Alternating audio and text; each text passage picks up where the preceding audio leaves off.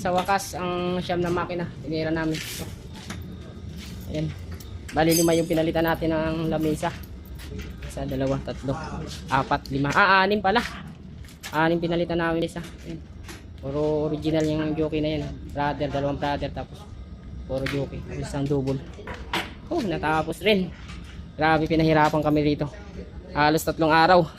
Hindi, kasi baka mga 2 araw kami halos, kasi mga alauna kasi kada punta namin dito alauna eh. Kaya umabot kami ng 3 araw.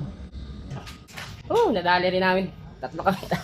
Paring Aguinaldo tsaka Are Roger. Kaya sinama na natin yan para matapos nga ito. Kung ako nang gagawin ito, siguro abutin ako ng 2 linggo. Grabe, sobra. Puro stock up halos lahat. Ang dami natin pinalitan na mga pyesa. Isang karton halos yung binili natin pyesa para lang dito. Ang daming kulang-kulang ng mga pyesa.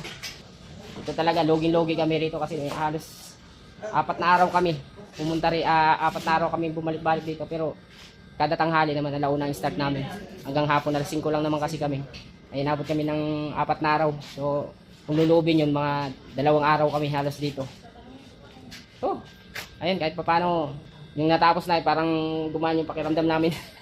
Pero grabe, pati motor, medyo sana kung ulo lang yung gagawin namin. Hindi, pati motor, stock up. Eh, natagalan kami. So, muli, sana is magpa-home service dyan o yung mga bahay-bahay dyan na maraming makina na nag-stock up. Baka gusto nyo ipaayos yan. Comment na lang kayo dyan. O, PM nyo kami. O, on call sewing mechanic. Saka yun sa parapol natin na high speed jockey, abangan nyo sa May 31. So, ayan, like, follow, share.